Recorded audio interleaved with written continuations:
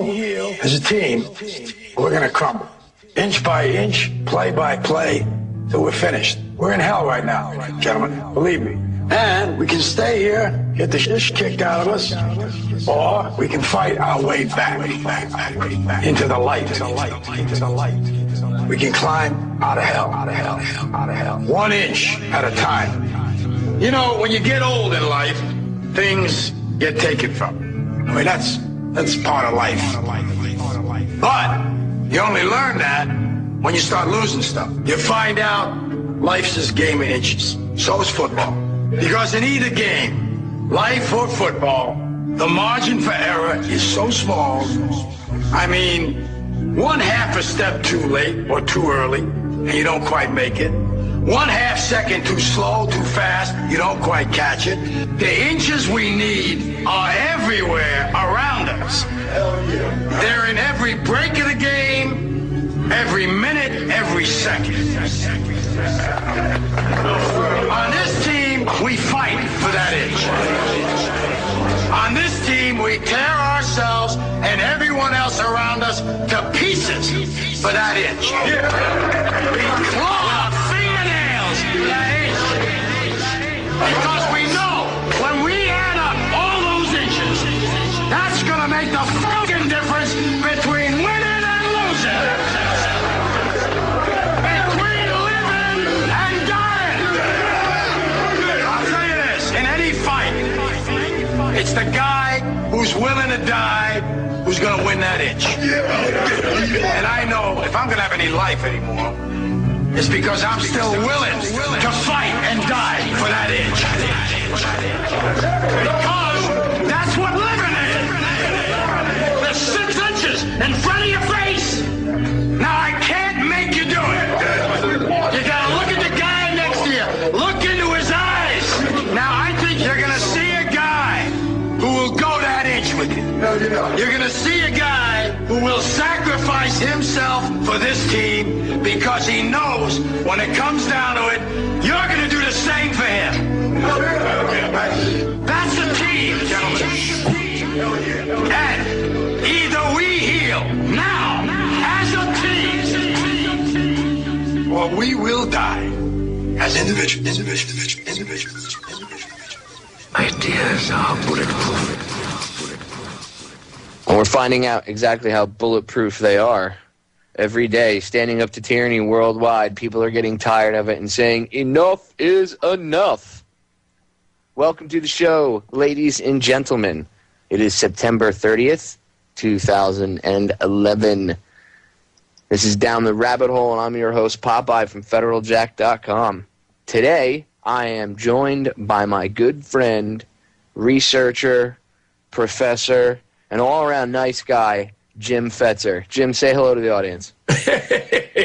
Popeye, thanks for having me on. Not everyone would agree to your characterization. No, I know. Some people would call you kooky or nutty, or they'd pick on you or whatever. But see, mostly those are the same people that would probably call me a conspiracy theorist or a kook or a nut. So I guess we're in the same boat. So really, their opinions don't mean much to me.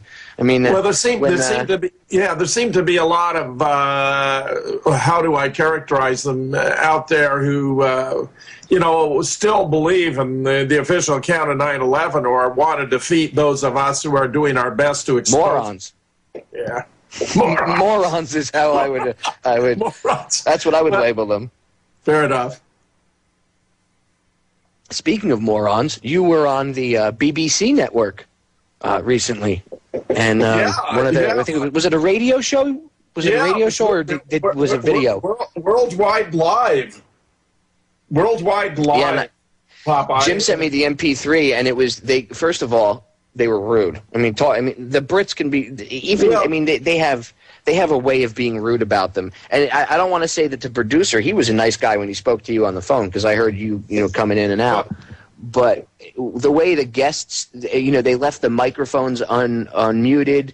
They had open hot mics so that while Jim's talking, ladies and gentlemen, he's trying to explain because they're all, of course, everybody on the program but Jim was, the official story of 9/11 is what happened. And when they were talking about Ahmadinejad and what he brought up about how 9/11 was an inside job, and Jim was the only person defending it, and they had some little schmuck in the background laughing and giggling while Jim is trying to talk. Now, I noticed that they didn't give that kind of disrespect to anybody else on the panel, and then they go to a commercial, and that was it.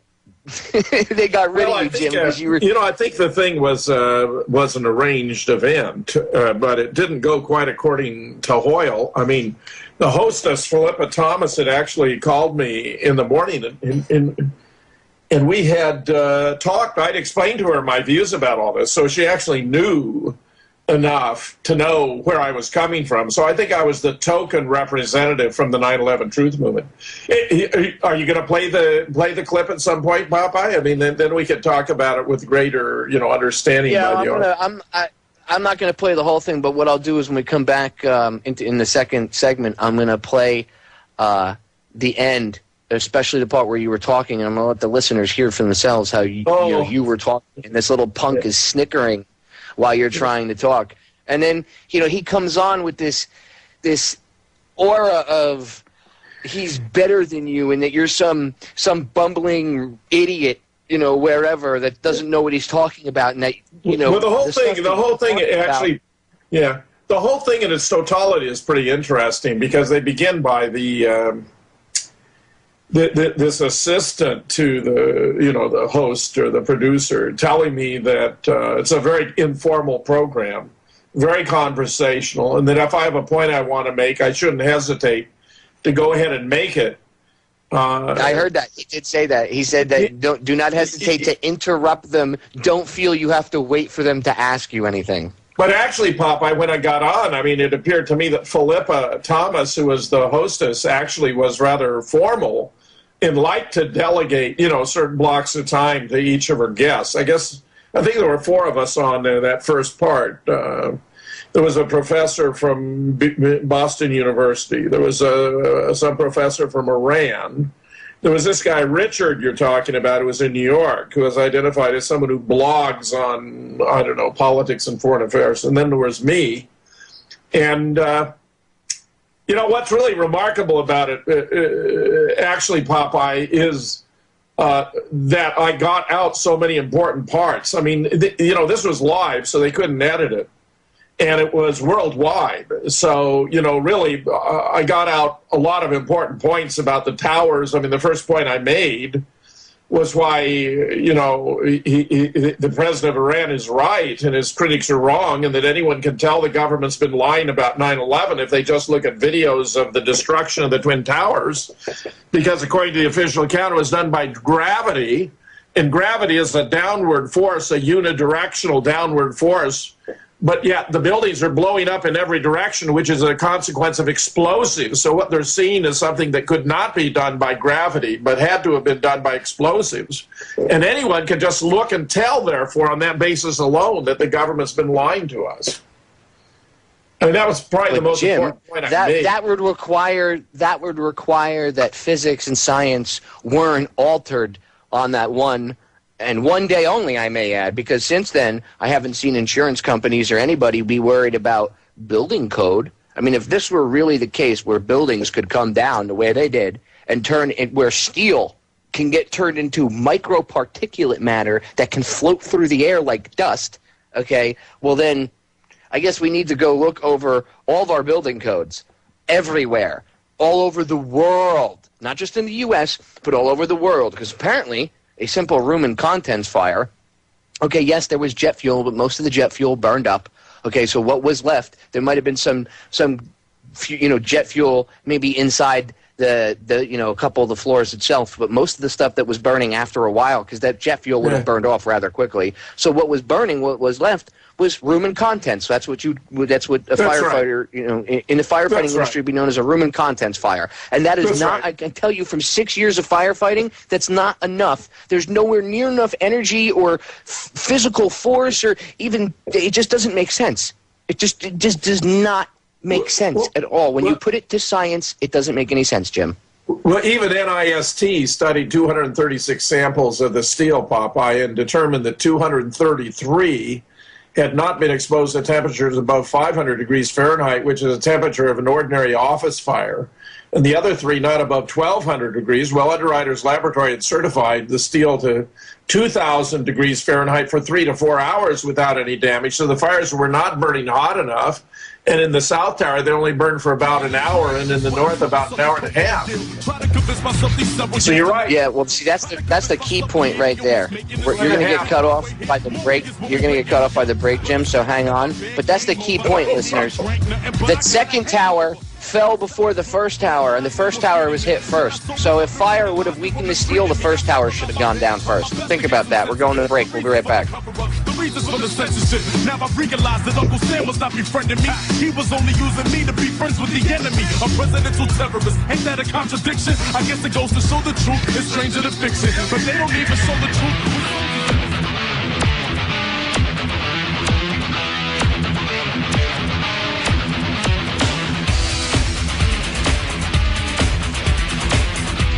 We are back.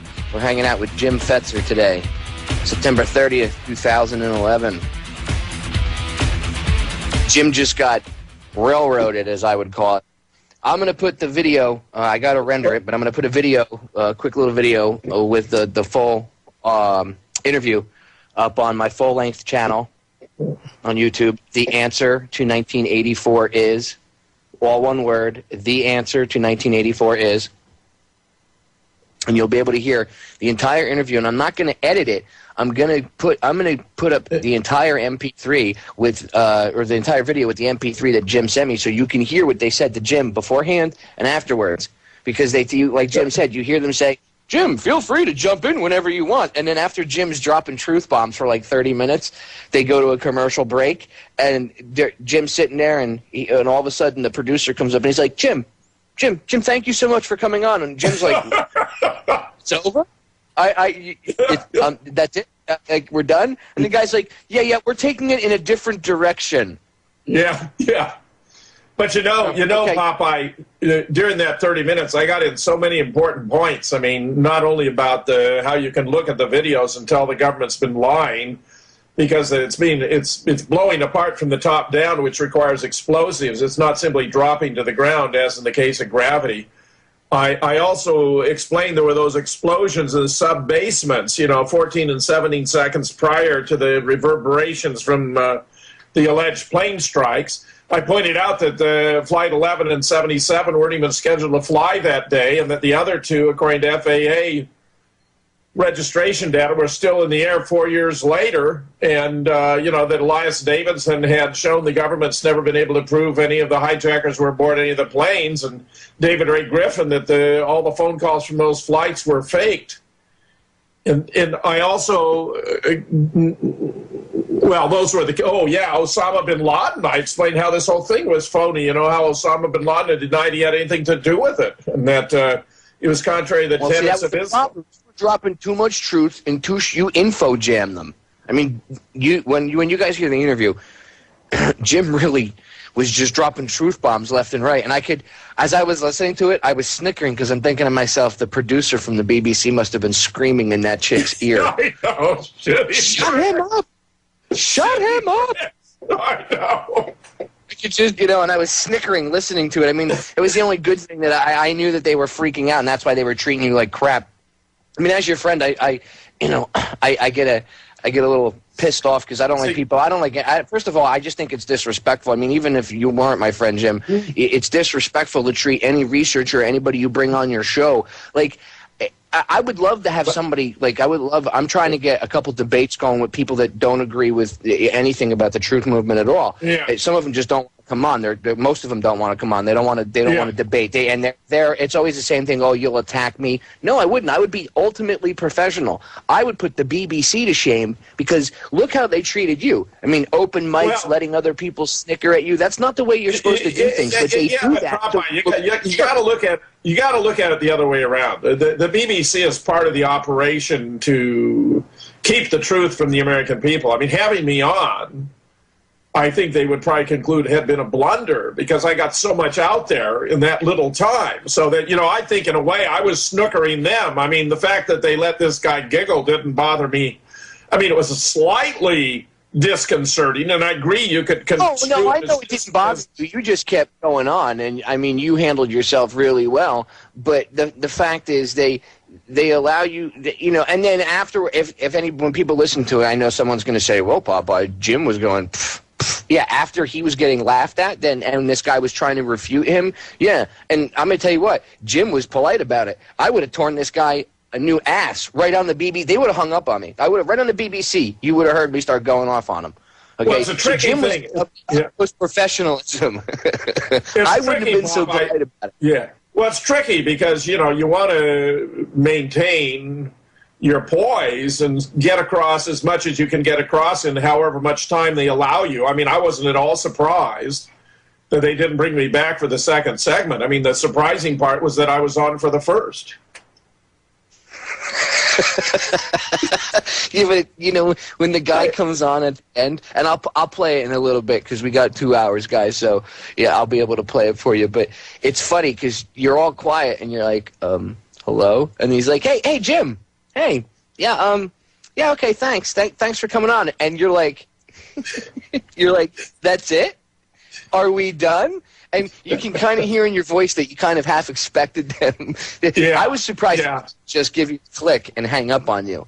But do you expect anything less from the BBC? I mean, they had that stuff they did with you guys, you and Jones, right before 9/11. That they had that moron Charlie Bitch or Charlie Veach, whatever his little name is. He was running around and with a bunch of other conspiracy theorists. They had the 9/11 road trip. Then he comes back and all of a sudden he has an epiphany and says 9/11 isn't an inside job anymore. I mean, the BBC's a joke. Look at 9/11. Well, look what they did. See, you gotta realize that I have published a piece exposing their conspiracy files, cover-ups. Which you can find, on Veterans Today at the BBC's Instrument of 9/11 Misinformation. The BBC's Instrument of 9/11 Misinformation, where I take apart their latest hit piece called 9/11 10 Years On and explain how they were very subtle about it. They came here this time, Popeye, and interviewed me for 4 hours. They had come 3 years before and interviewed me for 8. And based on that first one, they'd use 7.5 minutes, and then 4 minutes Alex Jones and 3.5 of Dylan Avery. This time they featured the three of us again, but also Niels Harrit, who's one of the hard science group, has been promoting nanothermite as the key to understanding what happened on 9/11. So, I had the opportunity to really take them apart because what I discovered when I watched the show was I'd be talking about one photograph, the hit point, or the clear lawn, and they'd show a photograph of another location that has sometimes been misdescribed as the hit point, and they'd show a lawn with debris on it. And then when I explained, where did that debris come from, because it would have been too awkward to have officers and enlisted men carry it out onto the lawn, and I have conjectured that it may have been dropped from the C-130 that was circling the building. They interviewed the pilot, who said he was offended that anyone would suggest that he could have been involved in this. Are you there? They were ridiculous with the. I was, while you were talking, I was going back and listening to the interview again at the same time in my other ear. Yeah, and it's just ridiculous. Dude, it's almost like, Jim. It almost sounds like somebody was holding a script in front of the guy. Not the guy from Boston, the other guy. The guy in New York, supposedly the from Richard. No, not him either. The other dude, the guy from the Middle East. Oh, the guy in Iran. Yeah. Well, he was being very cautious. He was being very cautious. He was saying, however, Jim, I swear to God, it sounds like somebody was holding a script in front of him, and he knew exactly what he could say and what he couldn't say. He didn't go over the line saying Ahmadinejad's a nutbag, because he would have probably been hanging from a yardarm. Well, but at the same time, he did denounce that he was wrong and this and that, and they try to tie it in. Then they tied into that whole Al Qaeda got mad at him for saying, and they try to bring that up like that's a real relative thing. So the CIA got mad that Ahmadinejad said 9/11 was an inside job. Okay. I mean, that's the way you have to look at it. He was saying too that conspiracy theories are growing. That actually. Oh yeah, he said that. But you see how they pinned it on the Middle East, though.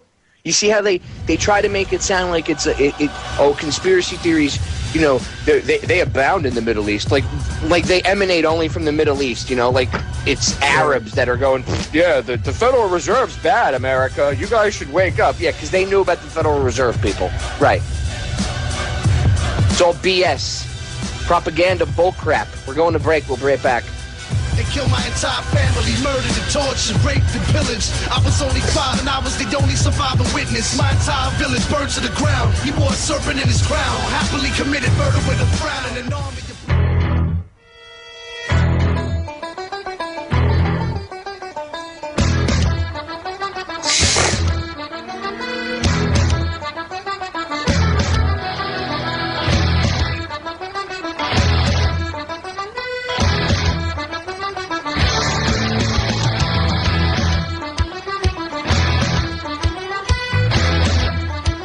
We're back, guys. I'm gonna take a couple seconds to deviate off of what Jim and I have been talking about for a second because somebody in the chat room asked a question. We're gonna answer that, and then I'm gonna play something. I'm gonna touch on something really quick for you, and then what I want to do is I'm gonna spend some time playing a couple minutes of Jim's interview, and then we can sit. And I want to listen to a clip of it. A couple clips. I want to play the beginning part for you. Where as he's coming in, and you can hear how pretty much what they said, so that it's not just me and him talking. And then I'll play a couple minutes of it, and then we can tear it apart and everything else. But somebody in the chat room asked what Jim and I thought of the Wall Street protest and Occupy Wall Street. Personally, myself, I think it's a good idea. I think anytime you protest and show dissent against authority, it's a good idea. Like Thomas Jefferson said, there should be a revolution every 20 years. And whether it's you don't need to have a bloody one. It's just a revolution of minds. New way of thinking. Or opening up your mind to a broader way of thinking, not being so closed-minded and narrow-minded. But overall, I think it's a good idea. I don't agree with all the socialist groups that are down there. I don't believe with the idiots that are running around saying capitalism needs to die. Mutant capitalism, the stuff John Perkins talks about, that needs to go. But not not real capitalism. Not some poor guy who starts off with nothing and 20 years later the guy's a self-made millionaire. I think that's awesome. Capitalism made this country what it is today. It's this mutant crony, evil capitalism where corporations are gods. And that's not even capitalism. That's just the way these guys think. I'm trying to get Perkins on as a guest. He's jam-packed, so it's probably going to be sometime in November. But I suggest you guys read his books. And one of his best ones, his newest one, is Hoodwinked, and he explains a lot about this. Now, I don't agree with everything Perkins says. He doesn't think that he doesn't call it, he doesn't look at it from a conspiratorial view, as he puts it. But if you look up the definition of conspiracy and you see that it means two or more people getting together to plotting to do something bad, obviously banks plotting to screw the citizens of the country or the world would be a conspiracy to do that. But I won't argue semantics at this point. The point is, it's not regular capitalism that is bad. It's this mutant form of it. I don't agree with communism or socialism or complete anarchy, but I do agree. I think it's good that all these groups are coming together from all different avenues because they can all agree on one thing, that Wall Street is evil and corrupt, and these people need to be held accountable, and some of them, like Jamie Dimon and all these others, need to swing. And it's as simple as that. Jim, what's your take on Occupy Wall Street? Well, I think it's a good thing too, Popeye, though I might, offer a different critique. I mean, I think the kind of capitalism you're describing is by and large mythical, the self-made millionaire. I mean, it happens on rare occasions, but it's certainly not the common occurrence. And today, what we have is crony capitalism, or, there's a process of socializing costs and privatizing profits. So that there's corporate capitalism is very much the way of life today in the United States, where the government gives all kinds of tax breaks and subsidies to some of the biggest and most profitable corporations in the world, which is simply absurd. So I think that's the sort of thing that the protesters are objecting to. I mean, the government ought to be benefiting the people, not the corporations. And some of the decisions that have been made by the Supreme Court are simply stupefying, all things considered, including the idea that corporations have the same rights as persons, and also that corporations can make unlimited expenditures in elections, which seem to me to be antithetical. I mean, if corporations are persons, then they should have to subscribe to the same or be controlled by the same limitations on contributions made by persons as are persons, so that the subsequent decision that corporations can have unlimited spending, is simply absurd given the history of their decisions. Neither is justifiable. These are both wrong decisions. But they certainly, it seems to me, taken together, exemplify the incoherence of the Supreme Court at present. I mean, I don't know if history will ever show that we have had a less competent Supreme Court than we have today, but it's certainly astounding that these 5 right-wingers who control the court are making some incredibly stupid decisions that stand as very poor precedents for the future. And Rob in the chat room makes a good point. He said, okay, this is a theory, but I think this thing started as controlled opposition, meaning the Occupy Wall Street. And judging based on the groups that were the first ones to show up, and I'm not saying all of them, but the majority of the people that showed up being anarchists and socialists and stuff, it wouldn't surprise me if those groups were steered.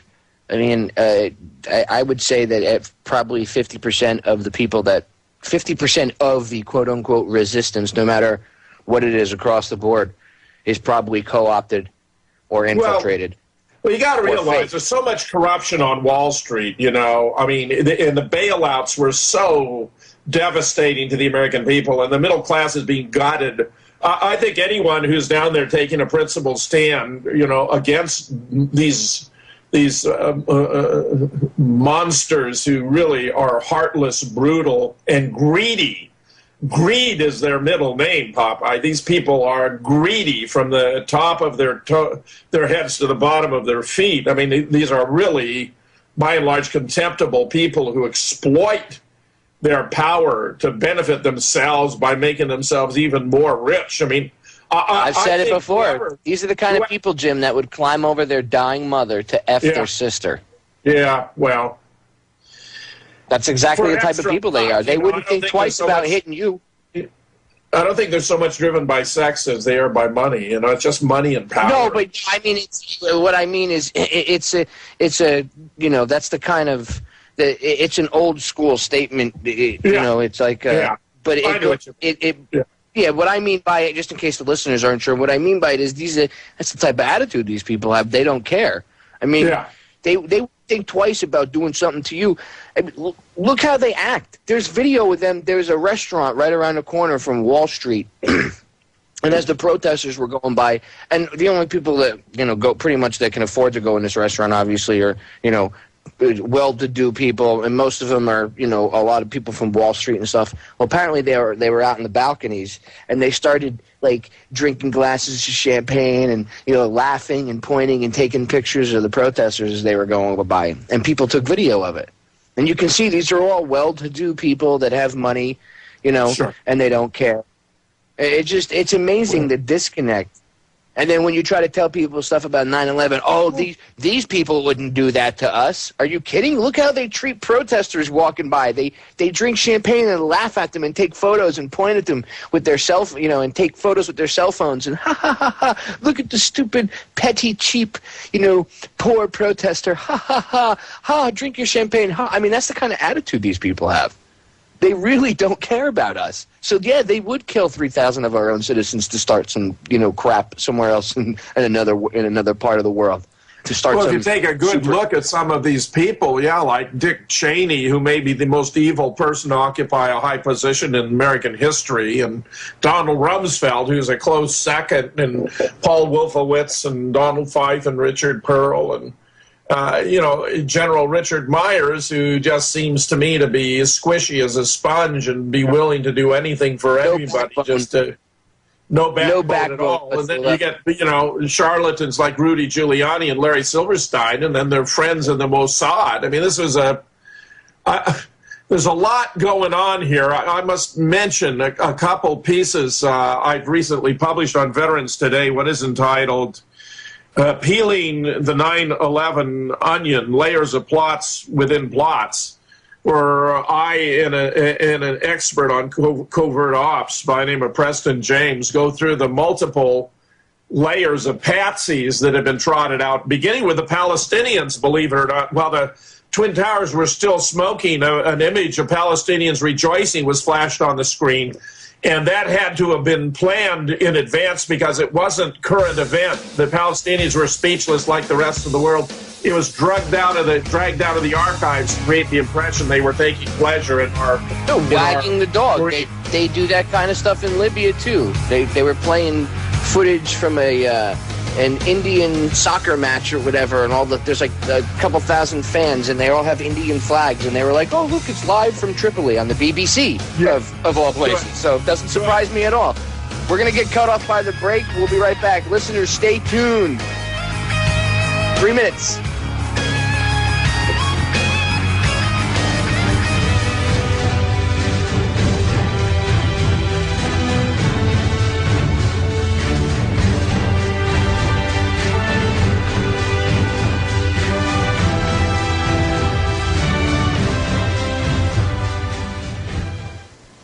During the break, I was talking to Jim, and I was telling him about a little bit more about the wagging the dog episode in Libya with the BBC.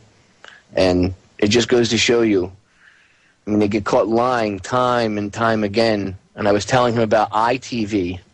Now, I'll upload the video to my YouTube account, but you just go on YouTube and check it out.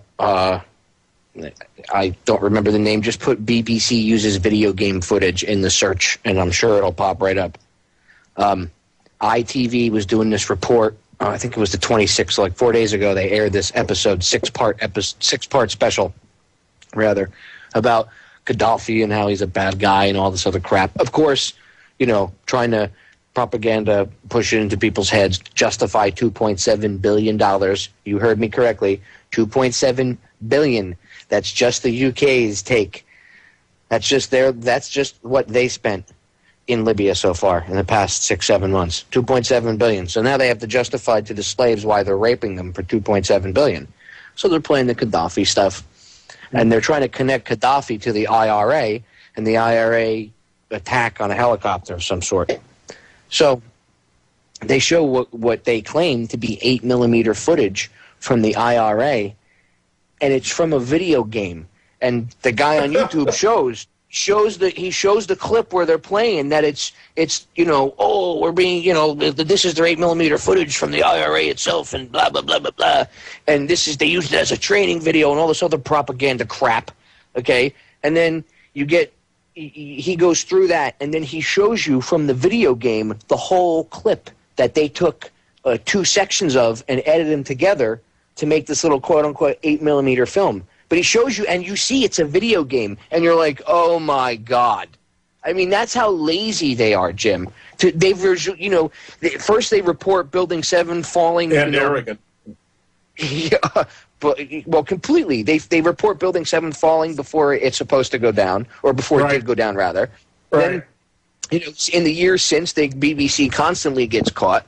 And I don't know if it's because they're British and they have that British height of arrogance, or maybe, and I'm not saying all Brits are arrogant, but they have that, they try to put off that aura of, we're arrogant Brits, or if they're just arrogant in general, or if it's because they're the media, or because maybe they think we're that stupid. But they literally constantly pull this crap. And then they do things like, again, since 9/11, okay, or since right before, maybe 6 months before 9/11, they have done, as far as I know, 1, 2, and now they've interviewed you about it, and I know they interviewed you one other time too, previous.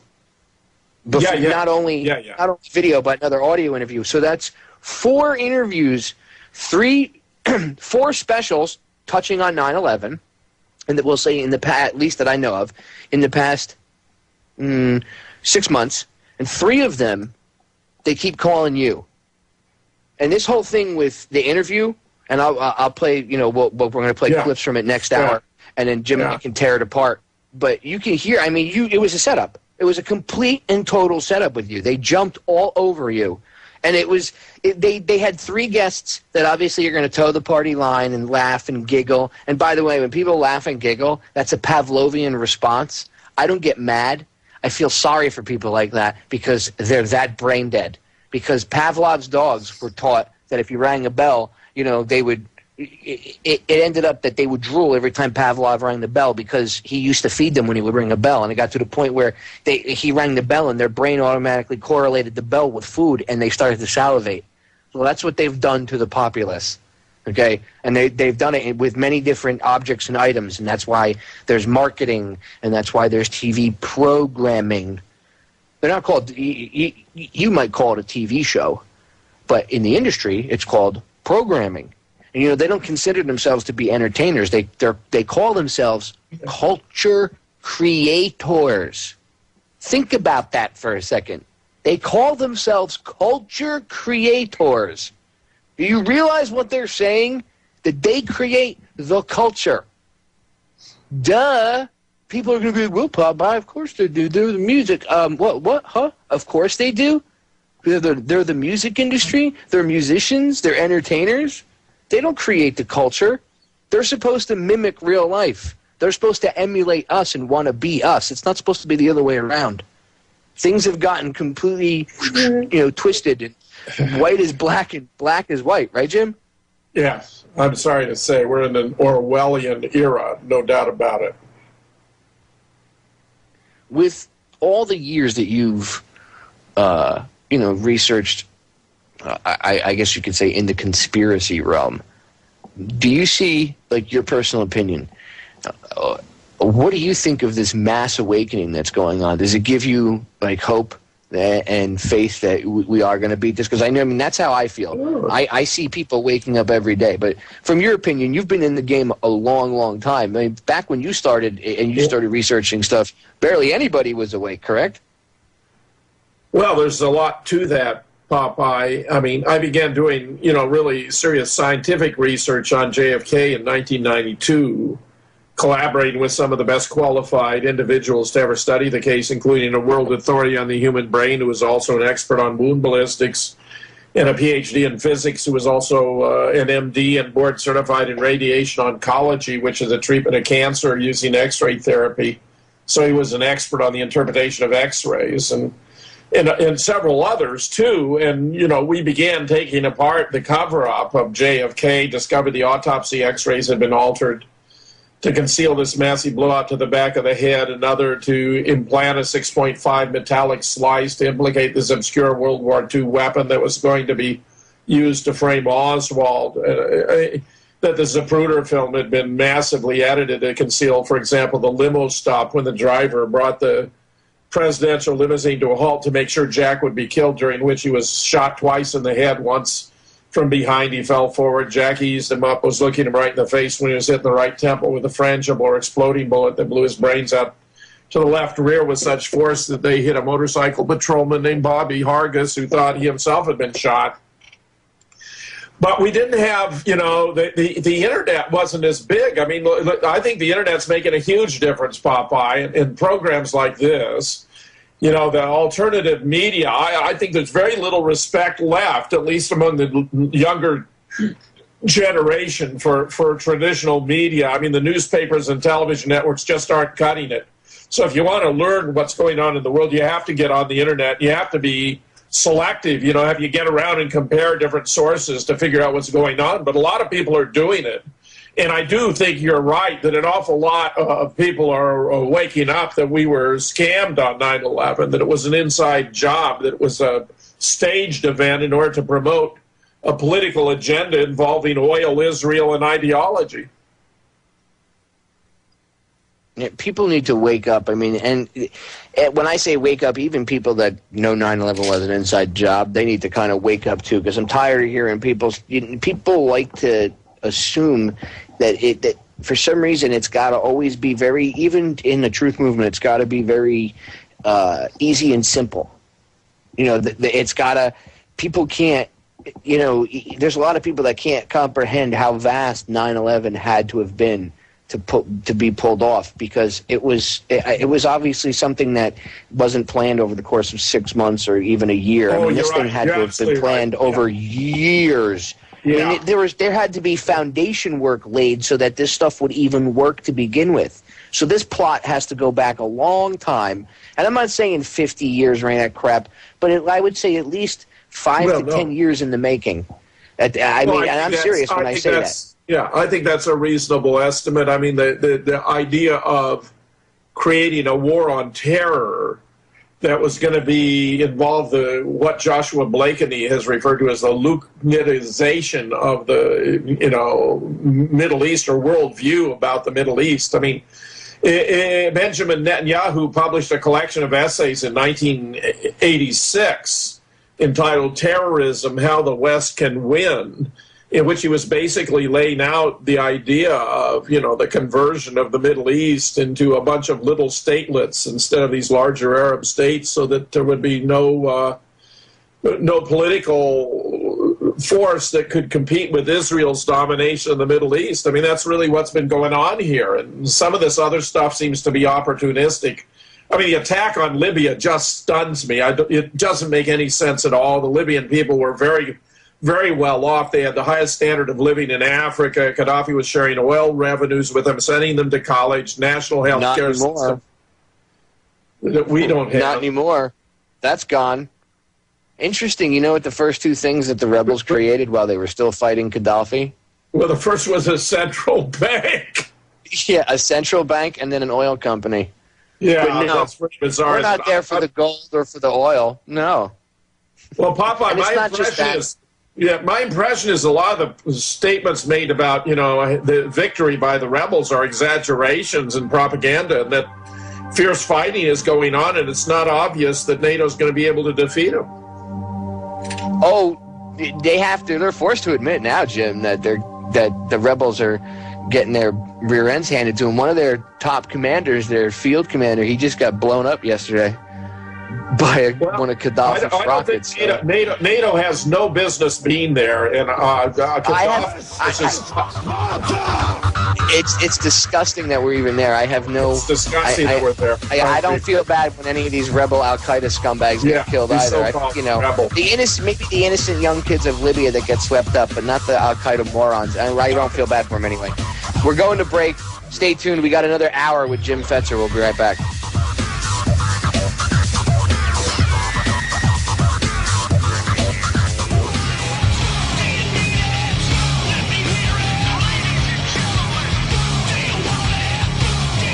We are back for hour number 2. It is Friday, September 30th, 2011. This is Down the Rabbit Hole. I'm your host, Popeye from FederalJack.com, and I'm hanging out with my good buddy, Professor Jim Fetzer. Jim, somebody asked in the chat. Somebody asked a question really quick. Yeah, go ahead.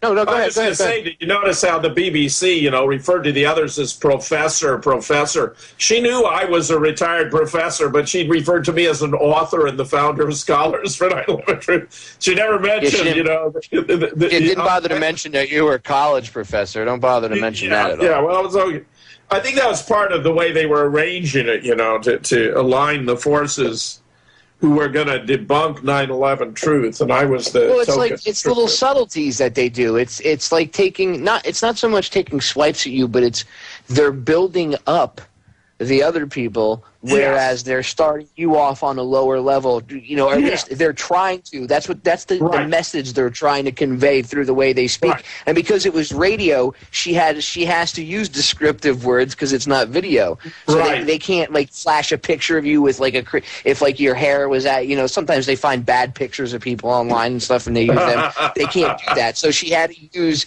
descriptive words for you, and everything else was professor, and then this crazy conspiracy nut that wrote some books. Well, this guy Richard, who was trying his best, to debunk me without any success at all because he had no argument. She only introduced him as a blogger in New York. I know. Wasn't that strange? Did that strike you as strange?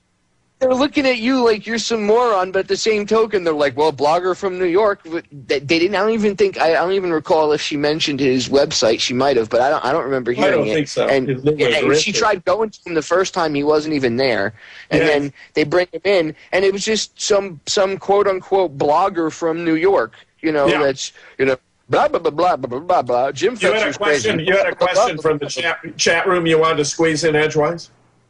Oh, yeah, you know what? I have to let me scroll back up here. They asked, it was fresh in my head, but, my brain. I got you. I took you off track. No, that's okay. Oh, they wanted to know what, was it on? It wasn't on TV, it was on radio. What was the name of the radio show that you were on so they can go back and listen to it?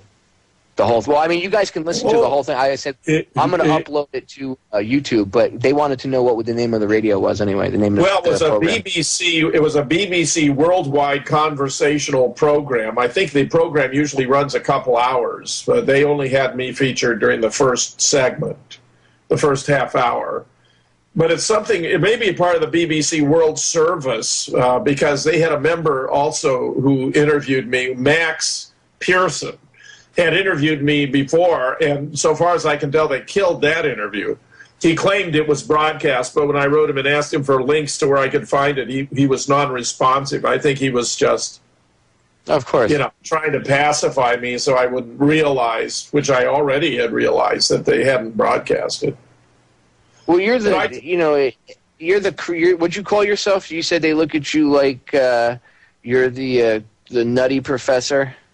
Well, that was the way they tried to cast us in those two conspiracy files. Yeah, they try to to make you like the kooky nutbag.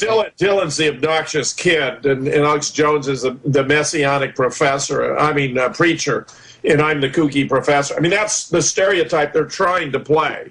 I don't think they're quite able to pull it off, but that's pretty clear that that's what they're trading in. They're trying to, force things. And they try to act like they're not going in with an agenda, but when you go in and you're already trying to label the person you're interviewing in a certain box, and that's, or put them in a box, I should say, or label them a certain way and shed a certain, only cast a certain light on them, that's not being objective.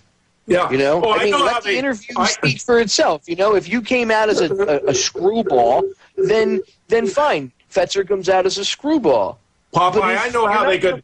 I know how they could find it. The hostess name is Philippa Phillips, Philippa, Philippa Thomas. Philippa Thomas. I think if they do a search on Philippa Thomas, BBC, probably BBC World Service, I'll bet they're going to be able to track it. Because listen, well, like I said, I'll put it up on YouTube. So I'd love to know what happened after I got off. But that would be very I'm sure they probably had. But I only have what Jim's only got until he got cut off by the BBC. The first 30 minutes. Yeah, the first 30 minutes, and I will put the first 30 minutes up on YouTube. You guys just got to give me a chance. I do everything myself. I don't have a crew like all these other people do, but I still manage to make a website that looks like I do, and I run, I do all my own video editing and graphics and everything else. So it might take me. I'll probably have it rendered tonight. I'll just, I'll throw something together really quick and I'll get it up. Oh, actually, it doesn't matter. I take that back. It doesn't matter. It's not going to get uploaded until at least like 6 o'clock in the morning, because I'll put it in the queue. The reason being is I'm uploading a full-length movie for a filmmaker friend of mine named Ben Stewart. He just came out with his third movie. He's the guy that, I don't know if you've ever seen Esoteric Agenda or Chimatica, but his third movie, Ungrip, is coming out, and I told him I would upload it to YouTube for him in full length. So it's taking forever thanks to YouTube, but I'll have it up within, we'll say, the next like 24 hours. It'll be up, and you'll be able to hear Jim's show. And you'll be able. I should rephrase that. You'll be able to hear the BBC interview with Jim on it, only up till they cut him off. So if anybody can find the full one, email me at info@federaljack.com and let me know, because I would love to hear if they had anything nasty to say about you after they got off the air. Because usually they take the final swipes at people when they're gone. So yeah, I can only imagine. I just done a search on Philippa Thomas, and I'm right about all those things about BBC World Service Radio and Philippa Thomas. I'll bet you're going to be someone there in the chat room is going to be able to track this down. Remember, it was from yesterday, so if today's the 30th, it was from the 29th of September. Yes. Thursday the 29th. Yeah, the broadcast time, as I recall, was around noon our time, so it would have been 6 p.m. Greenwich Mean Time, I'd say. It was around 6 p.m. in the UK. If you guys can find, if anybody can find the full interview, I would love to hear. Yeah, go for BBC World Service, 6 p.m. Greenwich Mean Time in the UK, and Philippa Thomas, and you're going to have it. I'll bet you're going to find it for the 29th of September. Yeah, I would look, but guys, honestly, I'm super slammed. Oh, you got too many things going on. Yeah, if you guys get, and I got, and you know, we got to Occupy Miami, or Occupy Wall Street is spreading to Miami, and it's spreading all over the country. So tomorrow they're going to be coming down. Well, there's going to be people from here massing down at Bayfront Park in Miami. So I'm going to go down and cover it, try to get some interviews, as well as I'm going to be giving out. I burned 800 movies in anticipation for this, and I'm bringing 8 different movies, but 800 copies, so 100 copies of each movie, and I'm bringing about 50 of each with me. Some 9/11 Truth, some other stuff about JFK. Good.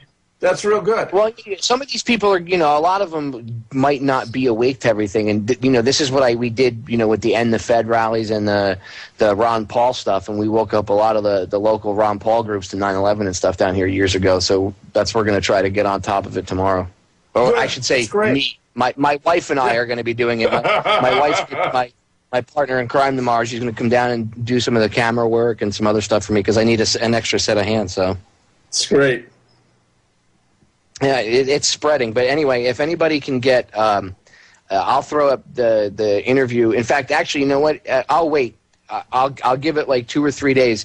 If somebody can find the full interview, the rest of the show, I don't really need the rest of the geopolitical crap. Unless actually, if you guys listen to it, if they take swipes, minutes in or 20 minutes later, if they start taking swipes at Jim again, then yeah, let me know when you send it to me in the email, and I'll make sure I go through the whole thing. But if you guys can find that end clip for me, I'll wait. And if you can send it to me, that way I can put in after you hear Jim and everything, then I can fade it out and have some text come up and say, okay, now after Jim was on, listen what they had to say, and I could play that. That would be fine. So I'll wait to throw the show up.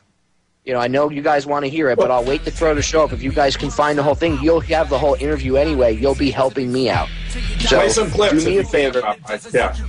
Yeah, I'm going to play some clips from the interview when we come back. We're going to break. Perfect. So guys, stay tuned. 3 minutes. Me and Jim will be right back, and I'll play some clips from the BBC, we'll say, attack on Fetzer. It was that was an inside job too, right, Jim? We'll be right back. Inside job. They lie, they scam, they cheat, and steal. They plot, they fun, they act, it's real. Right? They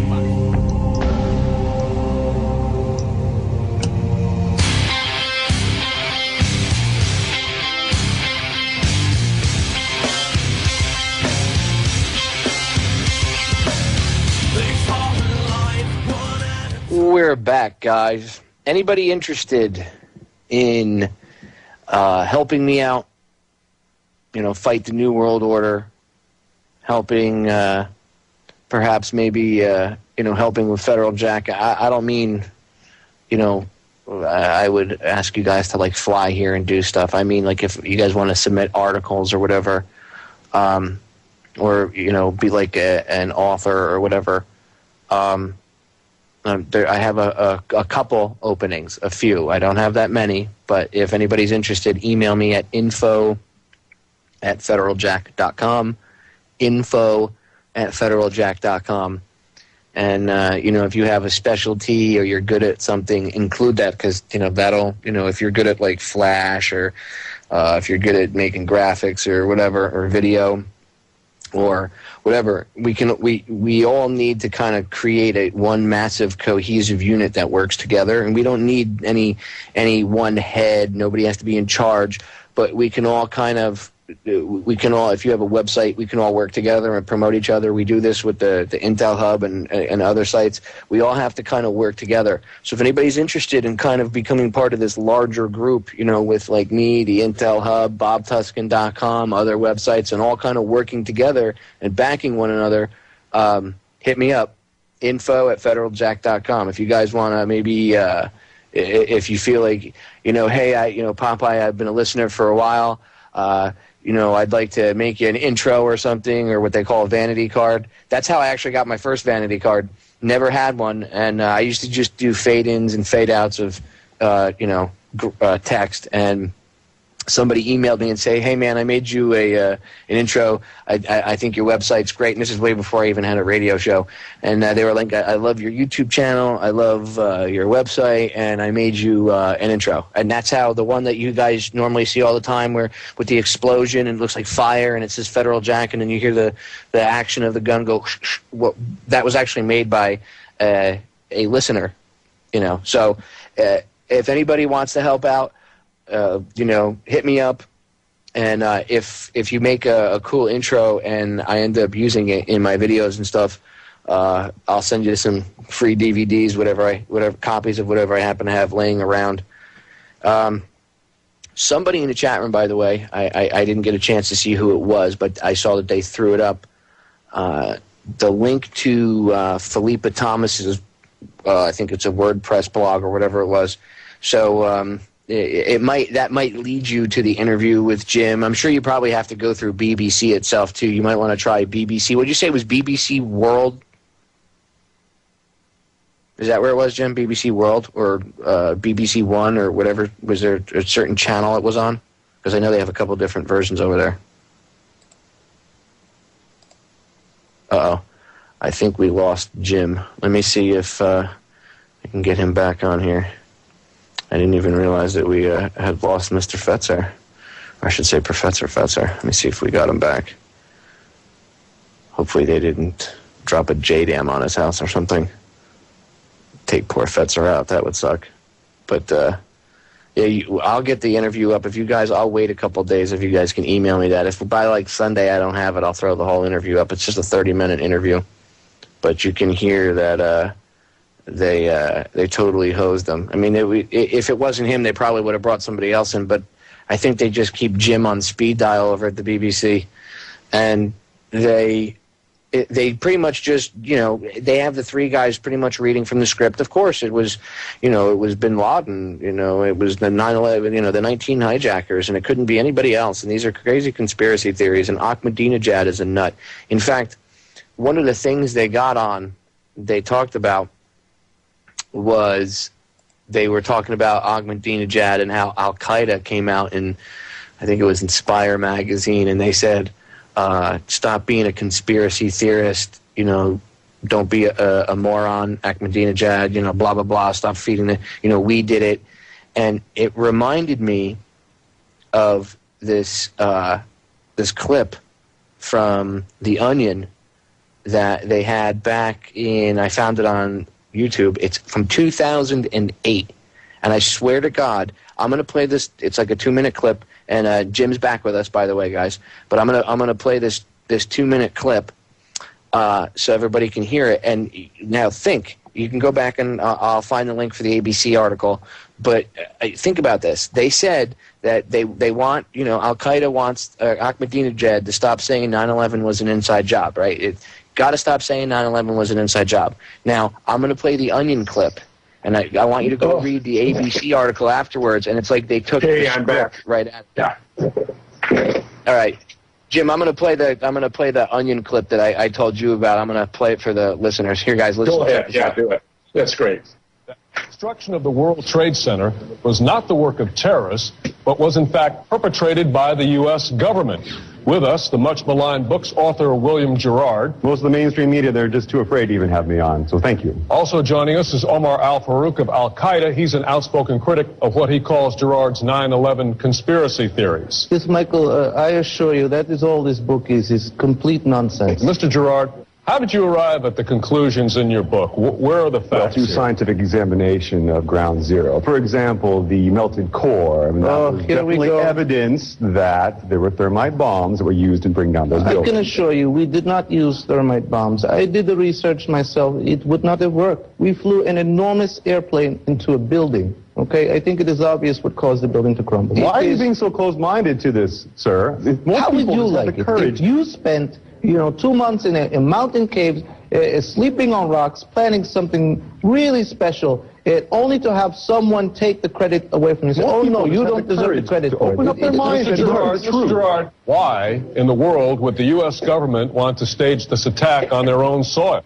Greed, of course, and to increase the oil revenues, the weapons industry, and security industry, and these are all things that Bush and puppet master Cheney, they've got their stakes in. Bush's administration, they're a den of jackals. We certainly have common ground there. But what does not follow is why would they kill 3,000 of their own infidels? Well, of course, because think about it. It was all part of their plan to build a case for the war in Iraq. He was so smart to plan all of this. Why is his approval rating, in El Haman, and why is Osama bin Laden safe in somewhere? Yes, the Iraq War has done serious damage to the Bush administration. Here, look. I have names, phone numbers, everyone involved in this. You gotta be kidding. Okay? Names and phone numbers. I have here the voucher for the lessons, for the flight lessons. This is obviously forged documents. I mean, come on, did President Bush give you these himself? This is ridiculous. Me and Bush, we go out, we hang. He goes, hey, bring on the forgery. This is rubbish. Talking to you is like talking to a girl. This is the kind of thing our government does. I mean, let Mr. Farouk of Al-Qaeda speak. I have a suggestion for you. Why don't you go to the Washington Monument? Take the family. Let's say October 12th, 2009, around 3:04. Take a guided tour to the top and just wait there. I think you will see that Al-Qaeda is very good at organizing things. Gentlemen, thank you. Coming up when we come back, All right, so you can see, obviously, they tried to make light and humor.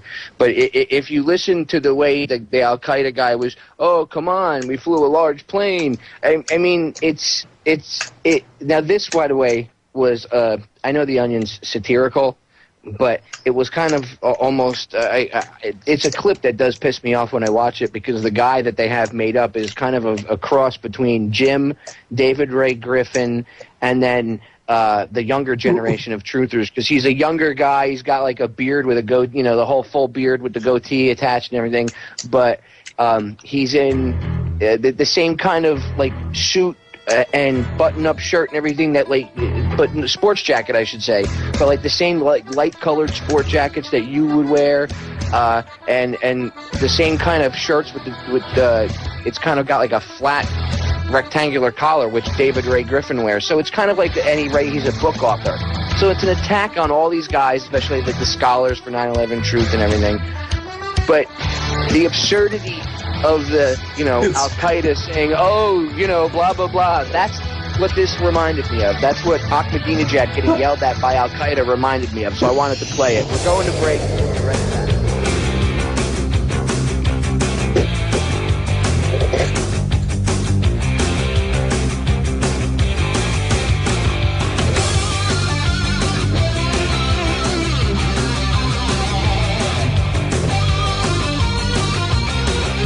We're back, guys. I'm going to play a clip from Jim's interview because I've been saying I was going to do it, and Jim's on time.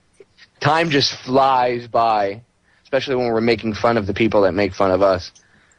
We like to sit back and point fingers and laugh at them, but that's besides the point. Anyway, I want to play a clip. Now, this is right when they tried bringing this guy up earlier. The guy from New York, the unknown blogger from New York, and he I guess the phone line cut off or whatever, so they got him finally back up, and they went back to, when he wasn't there, they went back to the other two guys, and then they went back to Jim, and by the time Jim was done pontificating, they had this little moron all queued up. And that's where I'm gonna bring in, I'm gonna play a couple minutes just so you guys can hear how smarmy this little prick is.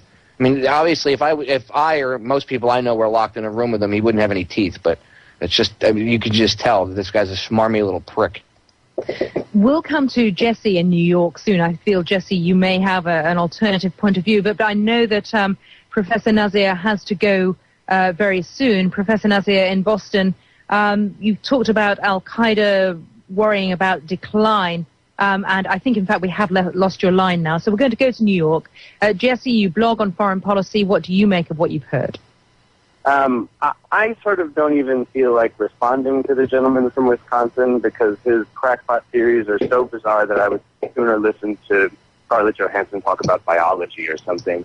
What I'd like to talk about is focus on the serious issues that are actually going on in the Middle East and agree that there's a sort of panic among Irani forces and in al-Qaeda forces, that both of their ways of thinking have been rendered obsolete by the so-called Arab awakening.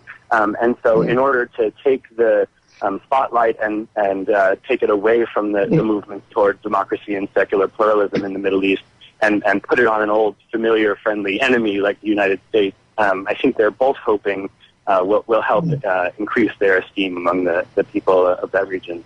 Philippa, Jesse is either very ignorant or he's pretending not to know better, because we have all kinds of proof that the Twin Towers, for example, could not possibly have collapsed. The fires were very modest. They didn't burn long enough or hot enough to cause the steel to weaken, much less melt. The buildings were constructed with a safety factor of 20, which meant every floor could support 20 times the number of floors it would be expected to support even during full occupancy. And if the fires had actually burned long enough and hot enough, they would have caused some gradual sagging and tilting of the floors, not the complete, total, and abrupt collapse that took place. I'm sorry to say that Jesse is here to obfuscate what we have well established based upon objective scientific research, including engineers. I had to pause it for a second. That's a prime example of Jim Fetzer verbally ripping someone a new ass on air. I'm going to go back. I just think it's awesome because he's a smarmy little prick. You see how I don't even think I should respond to the person in Wisconsin or the man in Wisconsin, whatever the hell he called you. How about Professor Fetzer? How about that, you smarmy little bastard? Pilots, physicists, and other experts who have been members of scholars. Again, I reiterate, go to 20 reasons the official account of 9/11 is wrong. Jesse, I dare say, would be unable to refute any of those. Yes, all right. That's perfectly fine. I'm very glad to hear that you believe that, and you and David Ray Griffin can have your wonderful party and put your tinfoil hats on. But there are also actually really important things going on in the Middle East right now. Like, how about the fact that inter-ethnic tensions between Arabs and Irani are going to bubble over in Iraq really soon, where we've got 40,000 troops stationed in an occupation that should never have happened? How about that? Is that interesting to you, or is it not conspiratorial enough? The problem, Jesse, is that the whole invasion of Iraq and Afghanistan was predicated on a false theory, namely that the United States was attacked by a... Now, wait a minute. I'm going to show you an example. Do you see what Jesse just did there? That's called a straw man argument. What he did was he couldn't refute Jim's argument of, you can go to my site, or Scholars for 9/11 Truth, or whatever, you pretty much most 9/11 Truth sites, okay, that are... There's Veterans Today in this case, yeah. Well, okay, Veterans Today, and you could go to there and you can see the what he's talking about. There's plenty of evidence, there's more than enough evidence out there. This guy obviously knows it. Jim called him on his BS, and it was a ad hominem / straw man argument. What he did was he created a straw man argument and started it off with an ad hominem attack, is what I should say. First, he called you and David Ray Griffin tinfoil hat wearers, okay, right. So that automatically he's trying to degrade you. Again, now, and anybody who understands logical arguments understands that you should never use ad hominem attacks, ever. Okay, and when someone does, it's because they lack any real argument to begin with. And then he creates the straw man argument of, Jim, are you not concerned about the invasion of Iraq and the illegal occupation of another country? Well, of course Jim is concerned about it. What he's trying to explain to you is that 9/11, because it was used as justification for such crap, okay, was an inside job purposely to get people in the mindset that they would back such an event. But this jerk-off doesn't touch on that. He creates the straw man that Jim doesn't care about Iraq and all that, which he can easily defeat because he's created this argument for that exact purpose. That is the essence of a straw man argument. So you just heard on air, the prime example of an ad hominem attack leading into a straw man argument, because he can't refute Jim. Because he knows if he goes to Jim's site, if he goes to Veterans Today, if he goes to Scholars for 9/11 Truth, this little jerk-off blogger knows that if he does even 5 to 10 minutes of investigating, he will see it, okay? And he will see the truth, and he'll see there's oodles of evidence. But his job, his sole job, was to go on and make Jim look like a jerk-off. And instead, Jim handed his ass to him on air, very politely, I may add. I would have had to have bitten my tongue.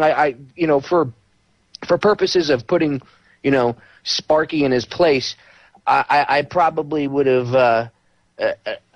I probably would have bitten my tongue like you did. But I gotta say, Jim, you really. I mean, they didn't once recognize you as Professor Fetzer. And look, I'm your friend. I could call you Jim and introduce you as Jim, and I still mention you that you're a professor, and I try to bring it up because I'm respectful of what you've accomplished. And here they are treating you like, they can just crap on you because you say 9/11 was an inside job. And it just goes to show you the level that Jim's at compared to them. And I'm not, blowing smoke up Jim's rear end or anything, but it goes to show you, they try to say that 9/11 truthers or people that, believe in 9/11 truth are crazy, and yet Jim sat there and was able to politely refute this guy with facts, and he didn't respond to the ad hominem attacks, which is what he wanted. That's what that's for. That's to get you angry so that you're like, don't call me that, because, bam, it just brought you off topic. Now you're not talking about what you were just talking about. It derailed you. And no matter what, even if you get back on topic, your listeners are derailed. That's what it's for. It's not only to derail the person speaking, it's to derail the listeners, because they know that sometimes the people listening might not have the same attention span as the person talking.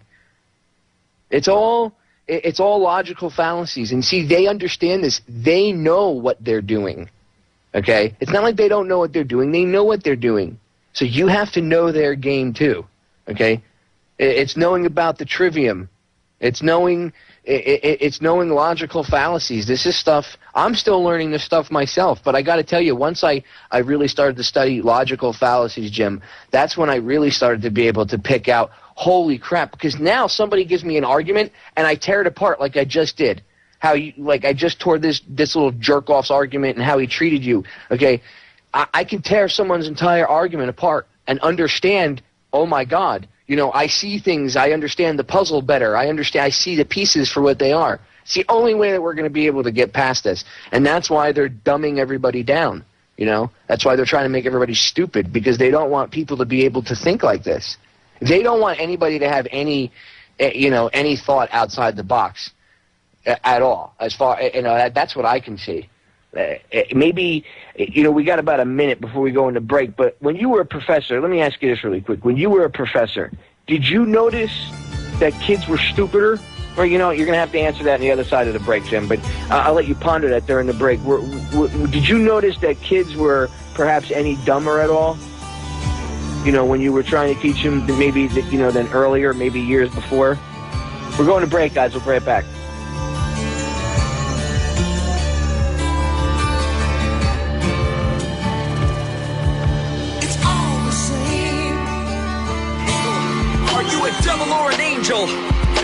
Bush was telling us, don't believe me or Cheney, don't believe our outrageous conspiracy theories that 19 guys with no training to fly passenger jets could fly passenger jets in a manner that defies physics and should have torn the passenger jets to pieces, but that's even another subject unto itself. And when I say that, it's because the jets were flying too fast, too low. Pilots for 9/11 Truth has shown that, and these are professional pilots, some of them over 30 years, have shown that that's physically impossible. So they would have had to have been military jets. Regular passenger liners were not built for that. So they had to have been something else that was made to look like something else. If they weren't all phantom flights, yeah. If they weren't all just phantom flights, Popeye, actually. I have a feeling it's going to probably take another 20 years. Even if tomorrow the truth about 9/11 came out and they admitted that it was an inside job and we actually started to get some sort of a real investigation into it, I don't think we'd be able to uncover the entire plot, every aspect of it very fast. First of all, I don't think everything, 100% would always come to light. There's always going to be some stuff that's hidden. But I don't think I think it would take like 20 years to uncover everything, just because there's so many people that have died, You know, it's like the Kennedy assassination, and you got to go back and you go back and your lead ends at a dead body or a quote unquote dead witness or whatever. It sucks. So then you have to go back and try to reconstruct what you can, being an investigator, you know, from what you know up until that person's death. You know, like it was Barry Jennings, prime example. You know, good thing Dylan Avery and Jason Burmis and Corey Rowe interviewed him. A real good thing, because can you imagine if he never got interviewed and they took him out? They wouldn't have any. They have to admit. Did you see, by the way? Because this is the last segment. We only have a few minutes. Did you see that they came out with a new explanation about 3 or 4 days? Maybe it was like a week ago now, about explosions in the World Trade Center. Remember how there were never any explosions, Jim? Okay. Well, now the explosions in the World Trade Center. Okay. Now they occurred because of hot aluminum being introduced to the cold water of the sprinkler system, and the connection of the two between the hot water hitting the you know, I don't want to say cold water, but the water hitting the aluminum, the reaction between the two was explosive, and that's what turned everything to dust and blew everything up and created all that mist. So now they have to admit that there's explosions, but they're not going to say it came from explosive, high explosives planted in the building. They're going to say that it came from a reaction of hot water and molten aluminum. Just completely ridiculous. Sorry about this, guys, but we lost Jim. Jim seems to have lost his internet connection. So not a big deal. It happens sometimes. I don't think the Illuminati got him. I just think his internet connection probably died. Not a biggie. If I can bring him back in before the end of the show, I'll bring him back. But I will have I was talking to Jim during the break. What I'll do is the video, the interview with him, I will take it and I will upload as soon as Ben Stewart's movie is finished uploading, I will I'll make a quick video and upload it, and then if somebody sends me the other thing, I'll make a little addendum clip for it, just so you guys can hear the interview and hear this smarmy little bastard. But also, this weekend, before I forget to tell you guys, we got a couple people down in New York, to do some on the street and, on the spot reporting, so we can, from our own people, find out what's going on, get a feel for the atmosphere down there on Wall Street.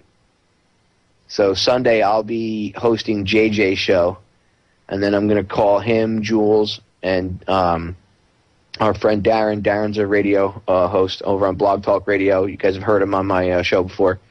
He was on, in fact, 9/11 with us. I'm going to be hosting JJ's show, and then I'm going to host my show.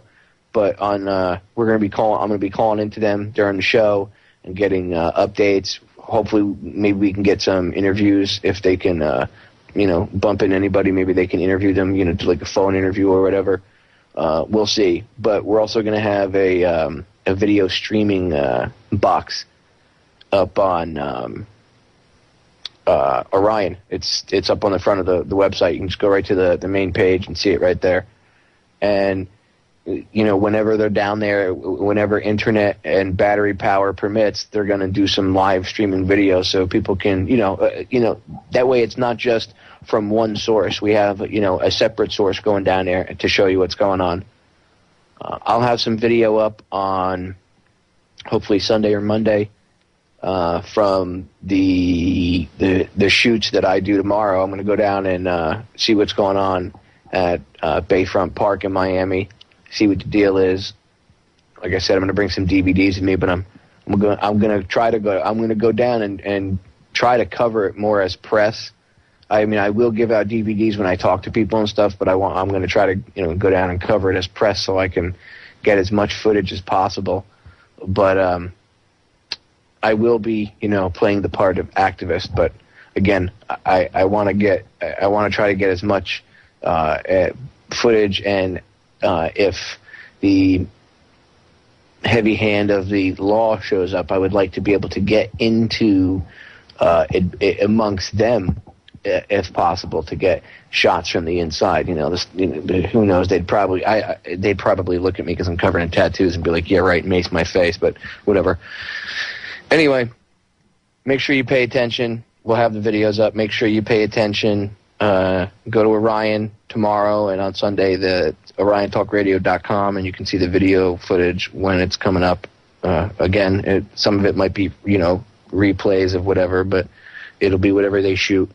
And pay attention. It's probably going to take, I would say, another 5.5, 6 hours, and it's going to take about another 6 or 7 hours after that to process, because YouTube is really dogging it. But Ben Stewart's new full movie, Ungrip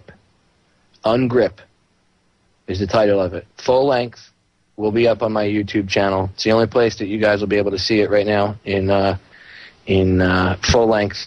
And I believe Professor Fetzer is going to be back with us. Let me see if I can get him in. Jim, can you hear me? Yeah, finally, awesome. yeah. Awesome, we got you back for the last couple of minutes. What I asked you before when we went to break... I want to say, Popeye... Yeah. Before you went to break, what I was asking when we went to break, I should say, when we got cut off, was when you were a professor, did you notice that the kids, from when you started to when you ended, did you notice that the kids were getting progressively stupider when they came out of high school into college? Well, it's like less intellectually developed, and I think it's got to do with a couple of factors. One is the all-pervasiveness of television. We spend more time watching television than we do reading. Reading is much better for developing your mind. Another is the phenomenon of social promotion, so that schools have pressure on them from parents to promote kids even if they haven't actually succeeded in mastering the curriculum. And what that means is many students come to college who don't really have adequate preparation and need to do remedial work. And so I'm sorry to say, I think that probably as a generalization it's true, though those who may have been disadvantaged can make up a lot of ground by, getting deeply involved in research like that on 9/11. Go to Veterans Today, for example. Check out my articles like The Science and Politics of 9/11, the Toronto hearings. Then for more on the science, study the 20 reasons why the official account of 9/11 is wrong. And for more on the politics, peeling the 9/11 onion, layers of plots within plots. That'll give you a pretty good handle on the big picture regarding 9/11. Yeah, without a doubt. And Jim spent a lot of time. There's other things you should check out. Jim, the Saddam Hussein thing, really quick. Tell them where they can look at the Mission Accomplished fiasco, because that's an interesting story. Where can they find that? Oh, it is. Yeah, go to 911scholars.org and scroll down to the Mission Accomplished fiasco, and you're going to find like 20 different columns and articles and interviews I've done with the mother of the B-1 bomber who took out Saddam Hussein and his 2 sons and about 60 members of the general staff about 3 weeks into the Iraqi invasion. It's really a startling story. The guy they dug out of came out of the hole in the ground was one of his doubles. The man they put on trial was one of his doubles. When Saddam's wife finally visited the man they claimed was Saddam's, they came out saying, "Where's my husband? Where's my husband? What have you done with him? This is not my husband." It's really a fascinating story. Yeah, it's incredible. Jim, we're out of time. Even 2 hours isn't enough with you. Thank you so much for coming on, as always. Even with technical difficulties, it's a pleasure to have you on. Well, thanks, Popeye. I think you're doing a great job, and I really appreciate it. You're doing really good work. Well, so are you. Believe me, if it weren't for you, the listeners would never have been able to hear my epic interview with Judith Vary Baker, so thank you. Guys, super. I'll see you again on Sunday, and I'll be hosting JJ's show. We're going to be around all weekend trying to cover what's going on with the occupation of Wall Street and elsewhere throughout the United States of America. Till then, I'm out.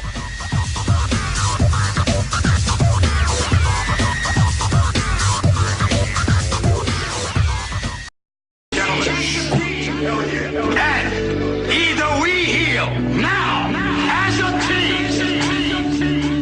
Or we will die as individuals. Ideas are bulletproof. And we're finding out exactly how bulletproof they are. Every day, standing up to tyranny worldwide, people are getting tired of it and saying, enough is enough. Welcome to the show, ladies and gentlemen. It is September 30th, 2011. This is Down the Rabbit Hole, and I'm your host, Popeye from FederalJack.com. Today, I am joined by my good friend, researcher, professor, and all-around nice guy, Jim Fetzer. Jim, say hello to the audience. Popeye, thanks for having me on. Not everyone would agree to your characterization. No, I know. Some people would call you kooky or nutty, or they'd pick on you or whatever. But see, mostly those are the same people that would probably call me a conspiracy theorist or a kook or a nut. So I guess we're in the same boat. So really, their opinions don't mean much to me.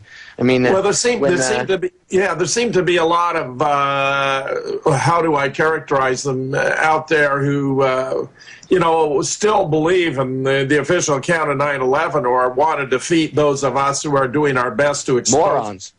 Yeah, morons is how I would. Morons. That's what I would label them. Fair enough. Speaking of morons, you were on the BBC network recently, and one of the I think was it a radio show? Was it a radio show or was it video? Worldwide Live. Worldwide Live. Yeah, Popeye. Jim sent me the MP3, and it was first of all, they were rude. I mean, the Brits can be even. Yeah. I mean, they have a way of being rude about them. And I don't want to say that the producer, he was a nice guy when he spoke to you on the phone, because I heard you coming in and out. But the way the guests, they left the microphones unmuted. They had open hot mics so that while Jim's talking, ladies and gentlemen, he's trying to explain, because they're all, of course, everybody on the program but Jim was, the official story of 9/11 is what happened. And when they were talking about Ahmadinejad and what he brought up about how 9/11 was an inside job, and Jim was the only person defending it, and they had some little schmuck in the background laughing and giggling while Jim is trying to talk. Now, I noticed that they didn't give that kind of disrespect to anybody else on the panel, and then they go to a commercial, and that was it. They got rid of you, Jim. I think the thing was an arranged event, but it didn't go quite according to Hoyle. I mean, the hostess, Philippa Thomas, had actually called me in the morning, and we had talked. I'd explained to her my views about all this, so she actually knew enough to know where I was coming from. So I think I was the token representative from the 9/11 Truth Movement. Are you going to play the clip at some point, Popeye? I mean, then we could talk about it with greater, understanding. Yeah, I'm not going to play the whole thing, but what I'll do is when we come back in the second segment, I'm going to play the end, especially the part where you were talking, and I'm going to let the listeners hear for themselves how you were talking, and this little punk is snickering while you're trying to talk. And then, he comes on with this aura of he's better than you and that you're some bumbling idiot, wherever, that doesn't know what he's talking about. And that, well, the whole thing actually, yeah, the whole thing in its totality is pretty interesting, because they begin by this assistant to the host or the producer telling me that it's a very informal program, very conversational, and that if I have a point I want to make, I shouldn't hesitate to go ahead and make it. I heard that. He did say that. He said that do not hesitate to interrupt them. Don't feel you have to wait for them to ask you anything. But actually, Popeye, when I got on, I mean, it appeared to me that Philippa Thomas, who was the hostess, actually was rather formal and liked to delegate, certain blocks of time to each of her guests. I think there were 4 of us on that first part. There was a professor from Boston University. There was some professor from Iran. There was this guy, Richard, you're talking about, who was in New York, who was identified as someone who blogs on, politics and foreign affairs. And then there was me. And what's really remarkable about it, actually, Popeye, is that I got out so many important parts. I mean, this was live, so they couldn't edit it. And it was worldwide. So, really, I got out a lot of important points about the towers. I mean, the first point I made was why, the president of Iran is right. And is on the break. We'll be right back. The reasons for the censorship. Now I realized that Uncle Sam was not befriending me. He was only using me to be friends with the enemy. A presidential terrorist. Ain't that a contradiction? I guess it goes to show the truth. It's stranger than fiction. But they don't even show the truth.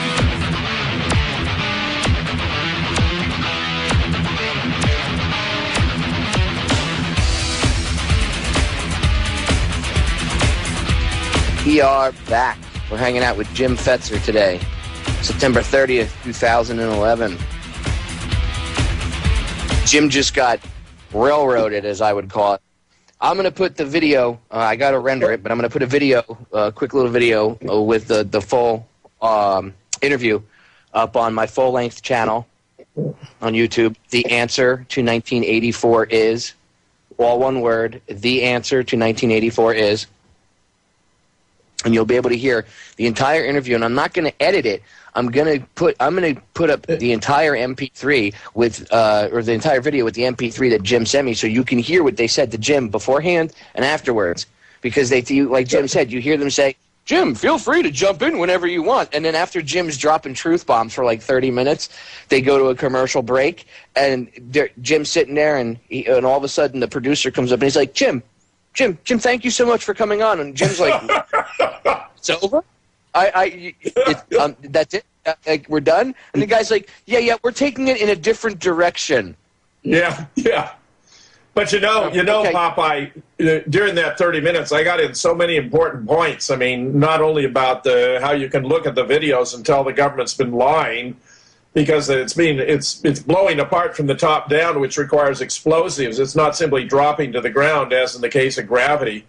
I also explained there were those explosions in the sub-basements, 14 and 17 seconds prior to the reverberations from the alleged plane strikes. I pointed out that the Flight 11 and 77 weren't even scheduled to fly that day, and that the other two, according to FAA registration data, were still in the air 4 years later, and that Elias Davidson had shown the government's never been able to prove any of the hijackers were aboard any of the planes, and David Ray Griffin that all the phone calls from those flights were faked.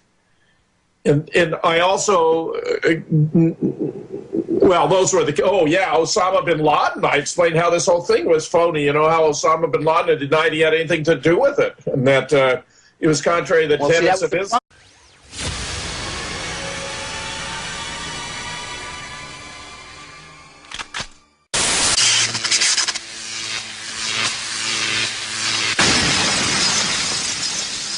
Either we heal as a team, or we're going to crumble.